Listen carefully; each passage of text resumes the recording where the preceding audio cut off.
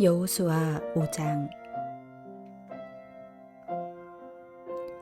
요단 서쪽의 아모리 사람의 모든 왕들과 해변의 가나안 사람의 모든 왕들이 여호와께서 요단물을 이스라엘 자손들 앞에서 말리시고 우리를 건너게 하셨음을 듣고 마음이 녹았고 이스라엘 자손들 때문에 정신을 잃었더라.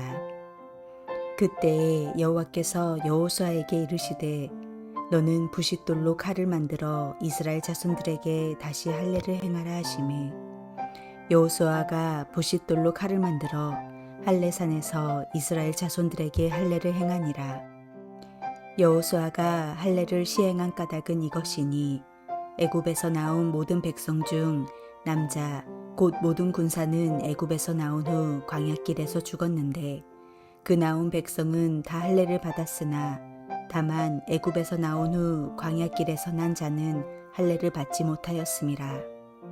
이스라엘 자손들이 여호와의 음성을 청종하지 아니하므로 여호와께서 그들에게 대하여 맹세하사 그들의 조상들에게 맹세하여 우리에게 주리라고 하신 땅 곧 젖과 꿀이 흐르는 땅을 그들이 보지 못하게 하리라 하시매 애굽에서 나온 족속 곧 군사들이 다 멸절하기까지 40년 동안을 광야에서 헤매었더니 그들의 대를 잇게 하신 이 자손에게 여호수아가 할례를 행하였으니 길에서는 그들에게 할례를 행하지 못하였으므로 할례 없는 자가 되었음이었더라. 또 그 모든 백성에게 할례 행하기를 마침에 백성이 진중 각 처소에 머물며 낫기를 기다릴 때에 여호와께서 여호수아에게 이르시되 내가 오늘 애굽의 수치를 너희에게서 떠나가게 하였다 하셨으므로 그곳 이름을 오늘까지 길갈이라 하느니라. 또 이스라엘 자손들이 길갈에 진쳤고 그달 14일 저녁에는 여리고 평지에서 유월절을 지켰으며 유월절 이튿날에 그 땅의 소산물을 먹되 그날에 무교병과 볶은 곡식을 먹었더라. 또 그 땅의 소산물을 먹은 다음 날에 만나가 그쳤으니 이스라엘 사람들이 다시는 만나를 얻지 못하였고 그 해에 가나안 땅의 소출을 먹었더라. 여호수아가 여리고에 가까이 이르렀을 때에 눈을 들어본즉 한 사람이 칼을 빼어 손에 들고 마주 서 있는지라. 여호수아가 나아가서 그에게 묻되 너는 우리를 위하느냐 우리의 적들을 위하느냐 하니 그가 이르되 아니라 나는 여호와의 군대 대장으로 지금 왔느니라 하는지라. 여호수아가 얼굴을 땅에 대고 엎드려 절하고 그에게 이르되 내 주여 종에게 무슨 말씀을 하려 하시나이까. 여호와의 군대 대장이 여호수아에게 이르되 내 발에서 신을 벗으라. 내가 선 곳은 거룩하니라 하니 여호수아가 그대로 행하니라.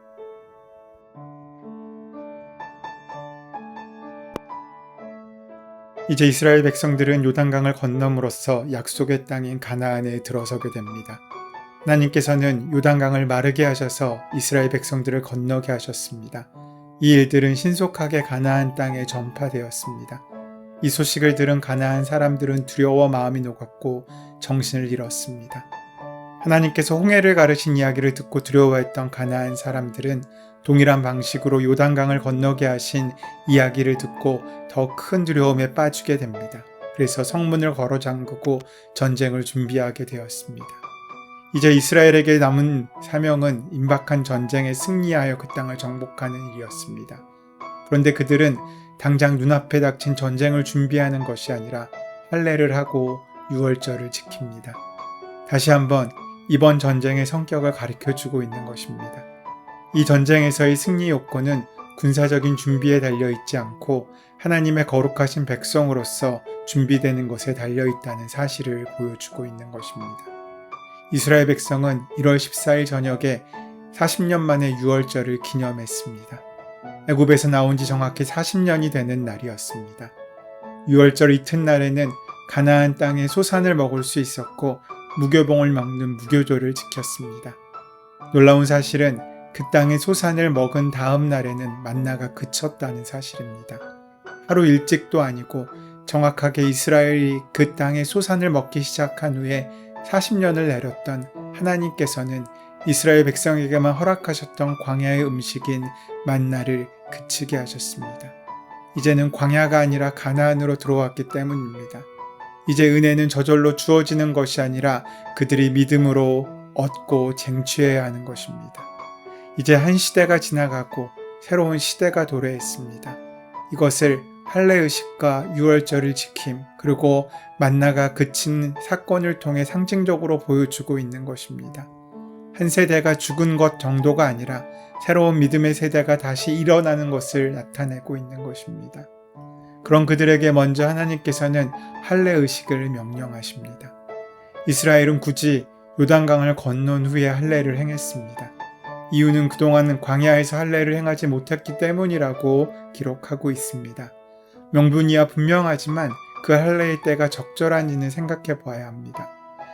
강을 건너기 전이었다면 그 강을 근거로 그들은 안전하게 할례 예식을 행한 후 강을 건넜으면 되었을 것입니다.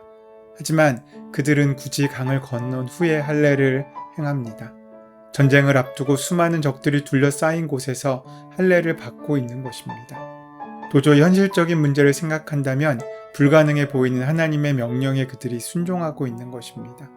지금의 상황은 여리고로 진격하는 전쟁의 상황입니다. 아직 여리고 전투는 벌어지지도 않았습니다. 이제 첫 발을 내디딘 상황입니다. 그런데 지금 할례를 행한다고 합니다. 전쟁 중에 말입니다. 그러던 중에 가나안 족속들이 그들을 치러 오면 어떻게 합니까? 그런데도 이스라엘 백성은 모두 순종하여 할례를 받습니다. 현실적인 계산보다는 말씀에 대한 순종을 먼저 생각하고 있는 것입니다. 창세기를 보면 야곱의 딸 디나가 세겜으로부터 그 몸이 더럽힘을 당했을 때 야곱의 아들들은 교묘한 속임수로 그들을 진멸할 계획을 짰습니다. 그 계획이 바로 세겜으로 하여금 그 성사랑과 함께 할례를 받게 하는 것이었습니다. 디나를 사랑하고 얻고 싶었던 세겜은 그 제안을 받아들이고 할례를 받고 꼼짝없이 누워 있어야만 했을 때 야곱의 아들들이 세겜을 쳐들어가 그들을 몰살시켰었습니다. 할례를 받으라는 명령은 당연한 것입니다. 그러나 그것이 전쟁 중일 때는 이야기가 달라집니다. 세겜의 이야기에서 이미 살펴봤듯이 그것은 그냥 앉아서 죽으라는 이야기와 같기 때문입니다. 그것을 몰랐을 리 없는 여호수아가 어떻게 이런 순종을 할 수 있었겠습니까? 무식하면 용감하다고 아무 생각 없이 그런 일에 순종했을 가능성은 없습니다. 그가 그 말씀에 순종하는 이유는 한 가지뿐입니다. 어차피 우리가 전쟁을 하는 것이 아니라 하나님께서 그 모든 일을 하신다는 믿음뿐입니다. 요단강도 그들의 힘으로 건넌 것이 아니었습니다. 영적인 전쟁의 결과는 해봐야 드러나는 것이 아니라 이미 사전에 드러납니다. 예배도 마찬가지입니다. 아무 생각 없이 갔다가 은혜가 되더라는 경우는 극히 드문 일입니다. 이미 갈급한 심령으로 참여하여 기대와 준비된 영혼들이 그 자리에서 은혜를 받습니다. 그래서 은혜는 설교자나 준비한 예배 시스템의 문제뿐만 아니라 갈급함 개인의 영혼의 문제에서 결정되는 것입니다. 물론 우리에게 맡겨진 일에 최선을 다해야 합니다. 하지만 하나님께서 맡으신 전쟁 가운데 우리가 할 일은 나의 최선이 아니라 하나님께 온전히 순종하며 우리를 맡기는 일입니다. 만약 하나님 앞에서 나의 생각을 먼저 앞세우면 우리는 하나님의 역사를 보지 못합니다.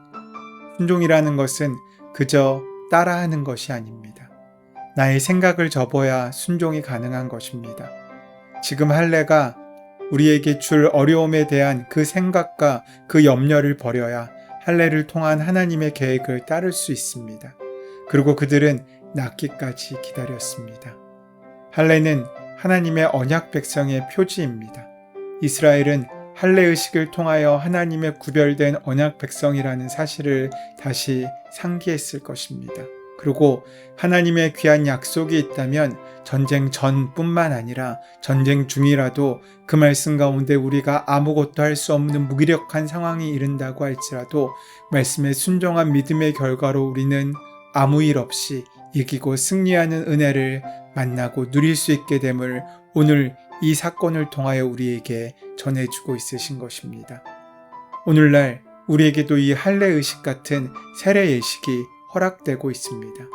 기억할 것은 할례가 몸에 행해지는 것이지만 하나님께서 원하시는 할례는 마음에 받는 할례였고 오늘날 세례도 몸에 행해지는 것이었지만 분명한 믿음을 가지고 고백할 때 우리에게 온전히 역사하는 은혜로 만나지게 된다는 것입니다.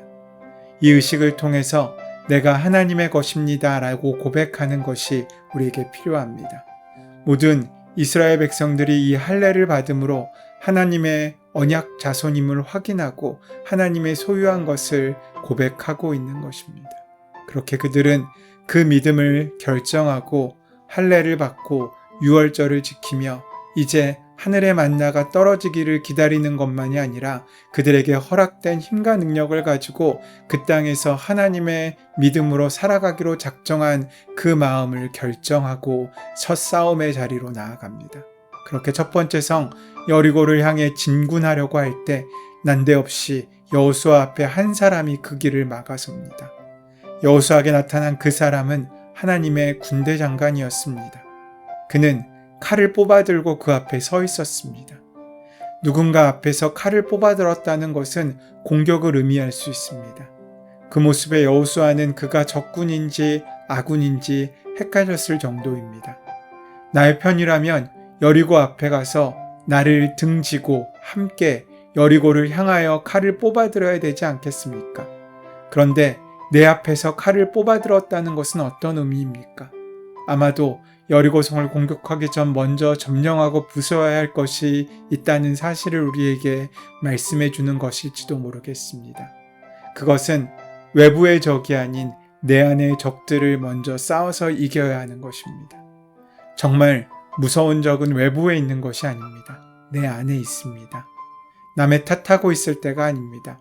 외부의 문제는 빌미를 제공하는 것일 뿐이고 정작 그 빌미로 말미암아 문제를 만들어내는 일은 내 안에 있는 것들입니다. 무리 없는 상황이 우리를 원망하게 만든 것이 아니라 무리 없는 상황 가운데 하나님을 바라보지 못하고 자신의 무기력함을 붙잡고 살아가고자 했던 이스라엘의 반응이 원망이었던 것처럼 우리의 환경이 우리를 지배하는 것이 아닙니다.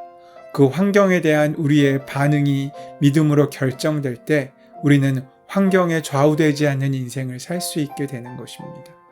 여호수아가 하나님의 군대 장관을 만난 사건은 그와 이스라엘이 지금 들어가고 있는 땅의 주인이 하나님이심을 알게 하는 것이며 그들이 이 땅에서 거룩한 삶을 살아야 할 백성임을 깨닫게 하는 것입니다.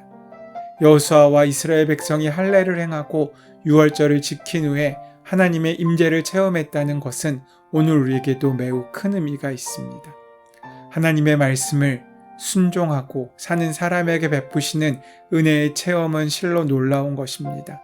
그 은혜를 만나기 위하여 우리는 먼저 나와도 싸울 수 있어야 합니다. 내 안에 육신의 정욕과 싸워서 이겨야 됩니다. 날마다 늘 무너지고 넘어지는 것 같지만 주님께서 주신 능력으로 내 감정과 내 욕심과 내 정욕을 이길 수 있는 귀한 삶을 그 영적인 전쟁을 선포하며 싸워 이길 수 있어야 합니다. 하나님의 말씀에 순종하고 사는 사람들에게 허락하시는 은혜는 실로 놀라운 것입니다. 비록 가나안 사람들이 요단강에 갈라져 이스라엘 백성이 건넜다는 사실을 듣고 그 마음이 녹고 정신을 잃게 되었다고 할지라도 이스라엘은 여전히 하나님의 도우심과 능력이 필요로 한 존재임을 언제나 인식하며 살아가야 합니다. 오늘 우리의 삶 가운데도 그런 다짐과 믿음의 한 걸음이 있게 되기를 소원하고 축원합니다. 은혜의 주님, 오늘도 말씀을 통하여 우리 마음의 할례를 받습니다. 오늘 우리의 일상을 시작하기 전에 말씀을 통하여 하나님의 임재를 경험하며 동행하는 귀한 삶을 살 수 있도록 역사하여 주시옵소서. 우리 주 예수 그리스도의 이름으로 기도드립니다. 아멘.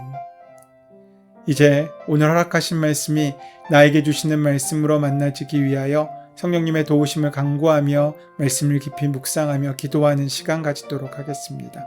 함께 기도합니다.